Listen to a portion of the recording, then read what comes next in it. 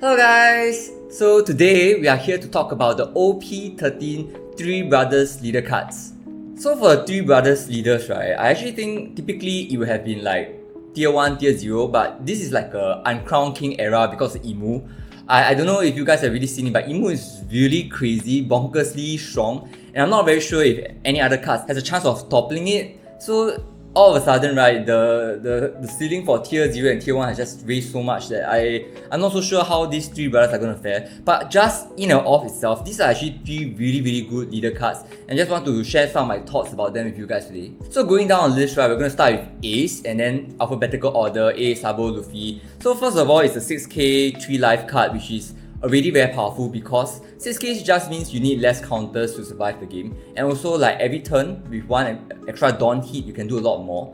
Usually the effect where you have to add one Dawn so that you can do something about it is a bit restrictive, but in the current meta where you have Roger, which is a 7k leader, and you have like almost all the good leaders are 6k, this becomes actually quite important to be able to try with 7k. The fact is that for 3 lives, right, you basically have additional 3 more cards in your hand because for your leader itself, you can draw 1 more for every life you take. But additionally, because most of the cards in this deck are going to be 6k and above, and you have that very powerful PRB02 blocker, right?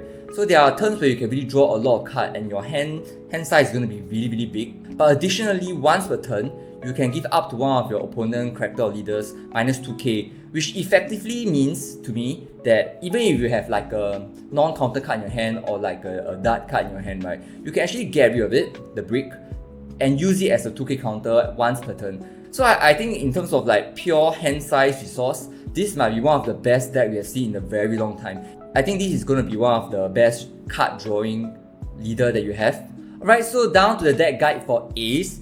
I think some of the cards are really straightforward about how powerful they are. So for example, the PRB02 Mako. Essentially when you use blocker to take a damage for Mako, right, you get to draw 3 cards. And to me, that's not okay. You draw 3 cards without discarding anything, right? So I actually think this card is a must-have for the deck. And then they added more like disgusting cards into OP13 support set. So this Yamato, right, apart from just looking amazing, the alternate are also amazing. The effect is you play this card, you get to draw 2 cards immediately without any like draw 3, discard 2, or like you must take a damage first because your leader is already 3 life. So this card has like 0 downsides. You get to draw 2 cards and immediately, because you that one Vested Dawn, right, you get to activate your secondary leader effect. So this card is almost perfect for Ace Leader. So just an amazing addition to the Ace Leader. So by now you can already see, right, for you to play Ace well, it's a lot about managing resources. And because you have a lot of cards in your hand, a lot of counters, ways to counter, it's a lot about deciding how and what cards you're going to keep on the field, so that by the later part of the game where your hand size gets bigger and bigger, where you have advantage over your opponent, right, you can completely crush them. At this point, I also want to talk about this 6 cost Yamato.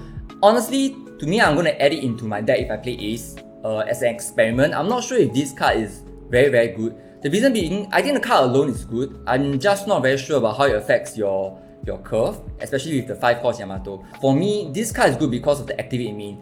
So if this card remains on the field and it's not that difficult, 6 cost and 7k attack, if it remains on the field, you have the opportunity to get your leader effect turned on every single turn. So this makes it very consistent. Of course, you can play other cards like Border Core Straw Hat cards to do this as well. But 1, I think it's too easy to remove.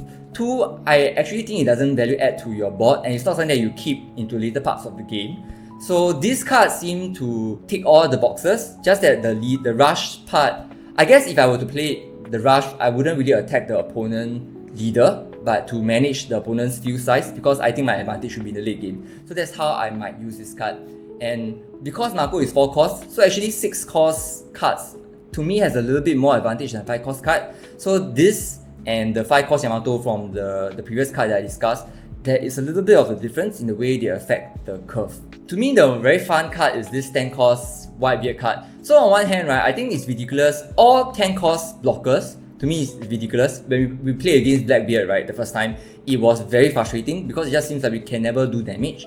And on top of that, you actually get to draw card with this. So I read the leader effect, right? I mean, I read this card's effect, and I'm not very sure how exactly it goes, but if I just look at the Japanese, right, potentially it gives you a turn where playing it, you feel like it's defensive, you don't do anything much that turn, cost 10 cost, right? But by giving 2 Vested Dawn to your already field board, by right, field board, you boost your chance of like clearing opponent's board or dealing damage as well. So I think this actually still serves to advance your game while making it almost impossible for your opponent to end yours subsequently. This is to me extremely powerful card. Okay, so one of the weaknesses so far that we have discovered in Ace is that it's still quite weak to like KO effects. So this card might help it. I have not decided to include it into my deck because we don't know whether KO will be a big thing in the next meta. But if it is, I think it's something that you can consider. Okay, so on to the more exciting part about using Ace in general. I'm gonna play this card just because it's fun as a fanboy. I do not know whether it actually goes into the same concept as my deck, just because this is very, very aggressive. And I actually think this is still very powerful because of the getting rid of 8k power or less. So this card is, I think if you are Ace fan, you have always wanted to play in your deck, but Ace was never really in meta, at least the red Ace never really meta. So this is going to be good, and I actually think that together with this event card, right, it makes it so that the double attack of your Flame Emperor becomes more likely to succeed, which is really exciting. So this is something that I want to try. Then, even though I've talked a lot about the card and the core build already, right, they also gave them some insane supporters. On your turn 1, right, even if you don't have a searcher, you get to play a draw 2 trash 1. So you get to increase your card size, you increase the hand size from the very beginning, and then it's a 2k counter. Really, really exciting support cards that they have here. And then you also have like already your Oden card, right? So like I mentioned, by the time you enter the late game, because of the Whitebeard card, because of your Ace Leader effect, it's very, very difficult to get rid of characters on the field apart from KO. So this Oden card becomes, to me, quite insane because it also cannot be removed from the field by your opponent's effect. And you get to bounce back 1 card. So for a leader that already has a large hand size, you get to bounce back cards like Searcher, bounce back Otama, right? Can you imagine? It just feels super unstoppable to me. I think more interestingly for the Whitebeard decks, you already have like 2 searches, so it makes Oden 2 searches plus Otama, right? We have 3 possible options. I don't know, man. It sounds really broken in my mind right now. I just want to see how it goes. I didn't put this in my deck as well for Jozu, but you guys should have tried it in Doflamingo era. So really, you get to do the bounce back effect for additional 1 more card and also bounce back your opponent's card. I think this is really quite insane combo. So if you play it right? What I envision happening is that you have in your control cards that will allow you to increase the hand size indefinitely for the late game, and at the same time you can play so many things on the board with like quite high attack that eventually you're going to overwhelm your opponent before they can end the game. So very exciting leader to play with, and hopefully it will have a chance at beating Emu and show itself in the meta. I'm not very sure about the secret rare. When you bounce back your opponent's 5 cost card into hand, it looks like it benefits you because you minus like 1 cost for the card on the field, right? But I still can't see how it works out, simply because if they get to play a 4 cost or less from their hand, right, I kind of feel like they get a free on-play effect, which is not so beneficial for me. Their hand size don't change, their board size don't really change, but they get to play 1 more on-play effect. I am not too fond of this second party effect. I don't know, maybe someone else can tell me how it works and why it's beneficial. So lastly, I want to talk about this event card. I think, so there's a possibility of playing like a cost reduction, power reduction removal type card. So you have this like Gum Red Hawk card that you can play with Ace 2 minus 2k effect, right? Actually, this is going to be very powerful. I can see it happening, but the way I played it, I didn't really want to include it in my deck yet. Additionally, I also want to talk about like this Izo card. So I already mentioned that with the Ace Leader card, it's kind of like you have a chance of using a brick card to function as a 2k counter, and this Izo card does the same thing. So if I add this into my deck, which I can see it happening, with both Ace and this card, right, essentially no matter what card I have in my hand, I will have 2k counters for days, and really the defensiveness of the deck becomes very, very strong. The only problem is that because the 5 cost card, I think like the 5 cost and 6 cost Yamato are so good that I wouldn't play this. So the curve doesn't seem to work very well with this card, but I think people can experiment with it and see what is the most beneficial for Ace deck at the end of the day. So this is going to be my deck list. I think it's quite straightforward. So for your turn, cost 1 turn and cost 2 turn, essentially I think you want to play more of your Searcher or your draw cards. I included this Ace card for your cost 3 turns because at the moment I don't see any very strong 3 cost card that works. I kind of feel like for this deck, you really want your Yamato cards or your Mako card. So in that sense, I feel like searching is going to be very important, and therefore we have like 3 different types of Searcher at the moment. As you can see, I also placed Oden as part of my game ending card, and I also put the Entei and my no blocker card in as well. So these 3 cards are how I'm going to end the game and Whitebeard is gonna be how I'm gonna manage the late game. There are 2 cards, and you realize it's not like 50 cards. There are 2 cards that I'm not very sure about, which should be these 2 cards. I think if the meta goes and evolves into one where you really need a lot of like counters, I might play Izo. I'm pretty sure for your Whitebeard Ace deck, you're gonna have enough cards in your hand to keep trashing to do that 2k counter thing. But if not, I think actually like having a defense against KO, especially towards the later part of the game, might be very important. So they might try to get rid of your Whitebeard. I think that this card might supplement it. So this is my deck. Hopefully you can try it out and let me know if it works for you. Alright, up next we're going to talk about Sabo Leader card.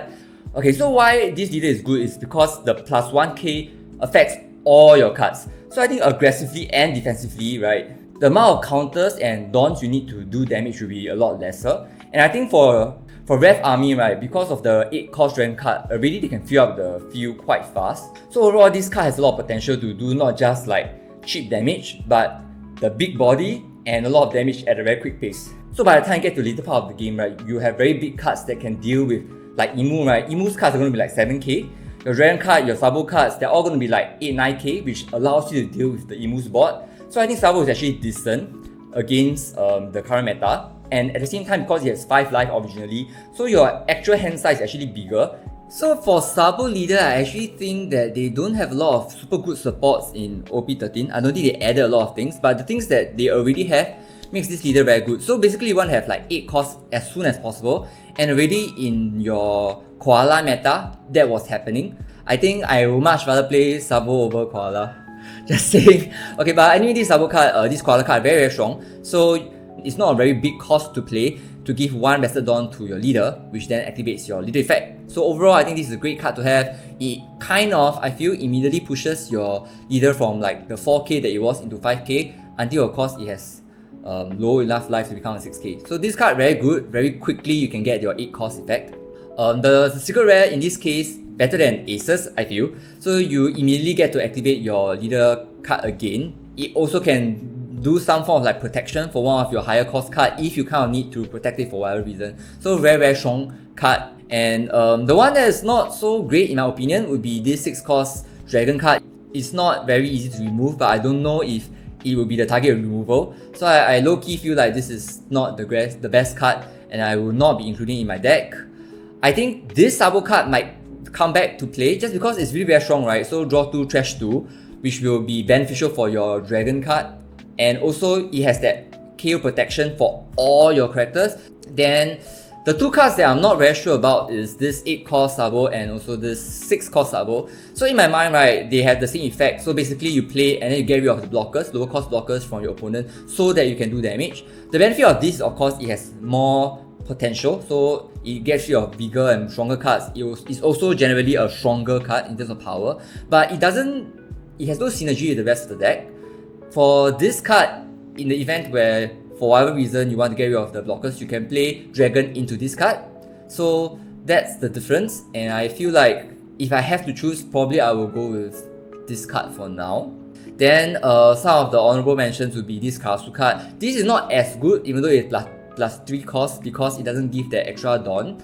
But still the effect is actually pretty strong. And then you have like, this is also super good. I think it's like early blocker that gives you 8 costs because you need to put 1 Dawn to your leader card. On your 5 cost turn, you have more than just Koala to play to get that leader effect. So the key card will be this Dragon, where you already know what it does. So you can fill up your board pretty quickly, and I think just a generally good card to have. This 2k counter, I feel like from PRB02 has a chance to shine here because most likely you're going to have a lot of cards in your trash and suddenly this becomes 3 cost and a 2k counter. So to me, this is an easier version to play of that 2k counter Sanji card from the purple deck. So I kind of like this and I'll probably be playing this into my deck.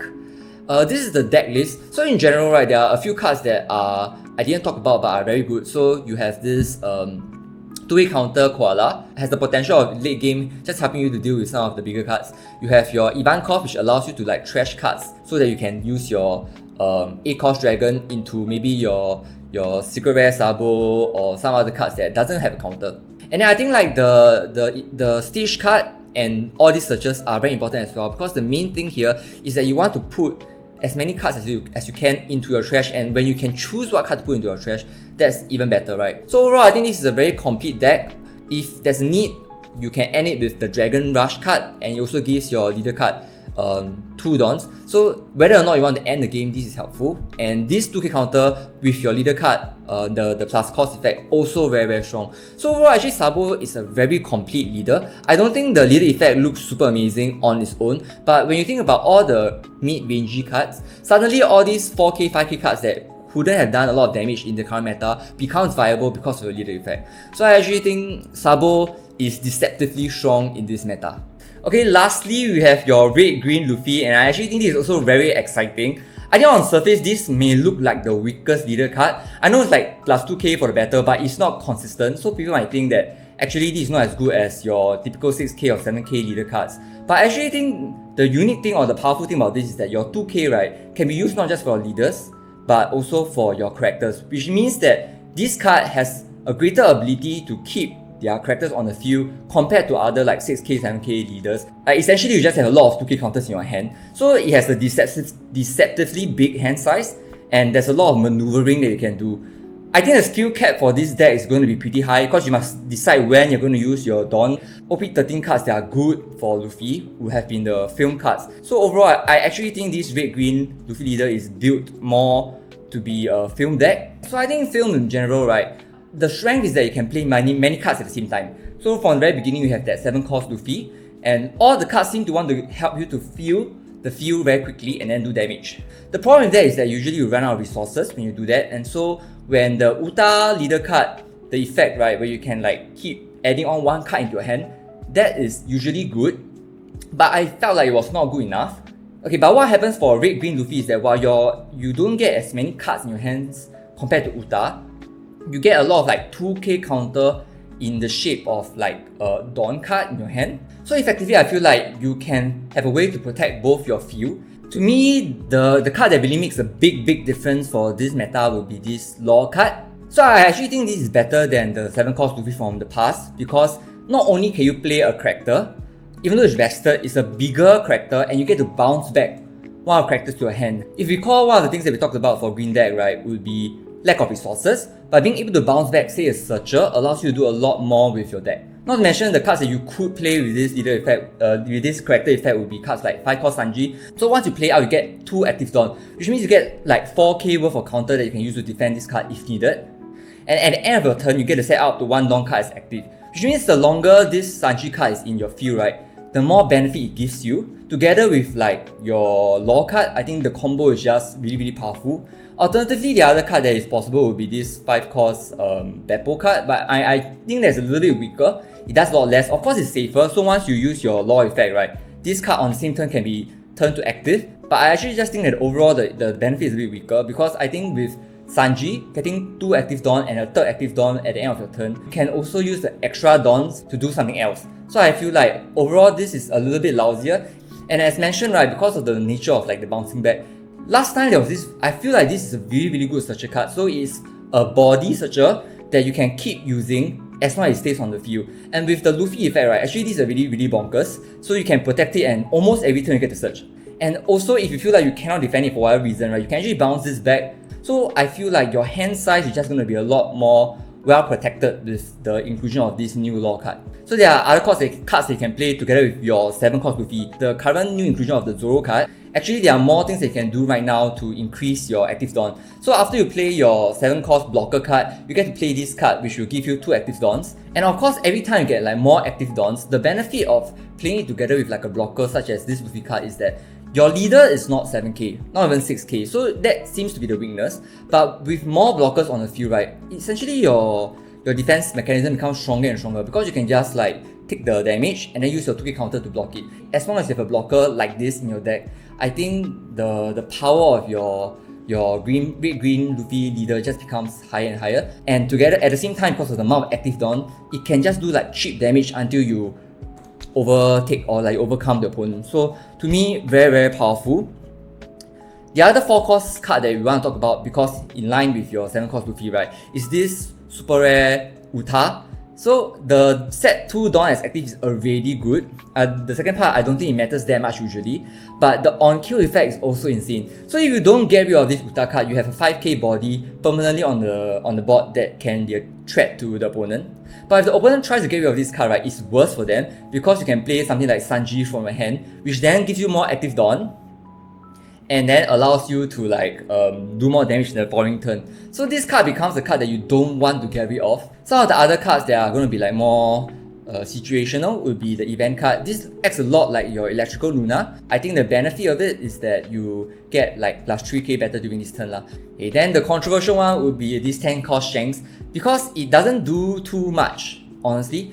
But I have calculated it a bit, right? So on the turn itself, if you play the 9 cost Shanks to get rid of one of your opponent's card, actually overall, right, you kind of maximum you play on your 9 cost turn, usually it's your opponent's 8 or 7 cost turn. The character that you're gonna get rid of would be like so they're gonna be like a 8k 9k attack, which means that with this card, right, on the turn itself you get to do like 3 Dawns worth of counter, so 6k counter against your opponent and get rid of that card. But with this card, you get 5 Dawn worth of counter, and I think because it's higher attack, right, you might also still be able to get rid of your opponent's character the very next turn. I feel like it's a bit of a stretch to say that just based on pure calculation, this card is definitely better than this card.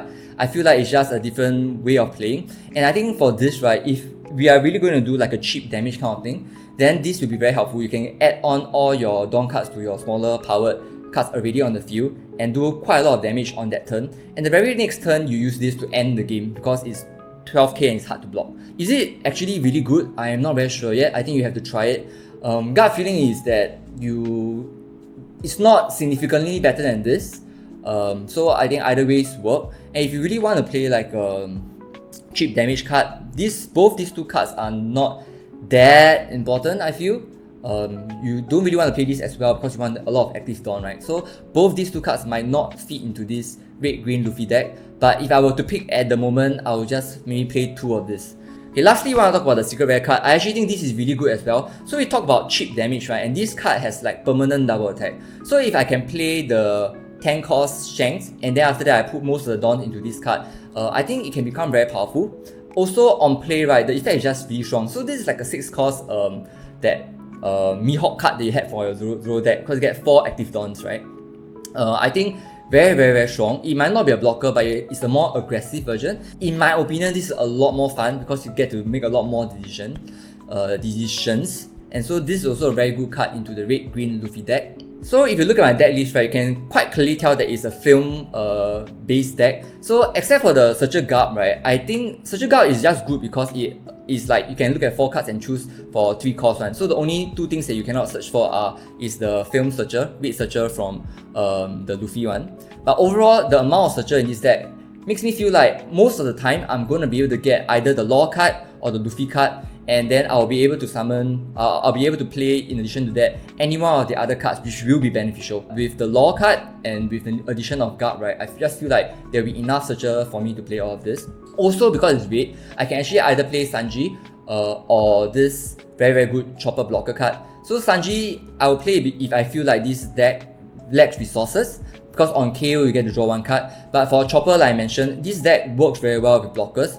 If you just like take the damage and then use your active Dawn to use it as a 2k counter, I think your defensive ability for this deck will become very strong. And in later part of the game, the Law also becomes a blocker. So overall, I just think that this deck is very cohesive. It's a very well balanced offensive and defensive deck because you make it defensive and offensive based on your preference of how you want to use your Dawn.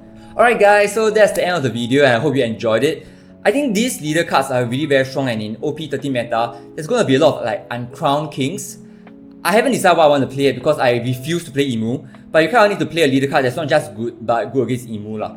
It's going to be like the majority of the decks you're going to see. Like Blue Purple Luffy, you know that aggro deck's definitely going to work. But for Emu, at the moment, just on face value, I really don't know any decks that are really going to target its weakness, if it has any weakness at all.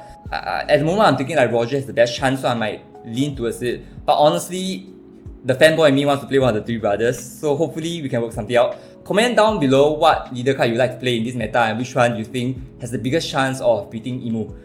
Alright, so that's all for today's That Guy, and hopefully you come back and join us in our OP13 case opening. Bye!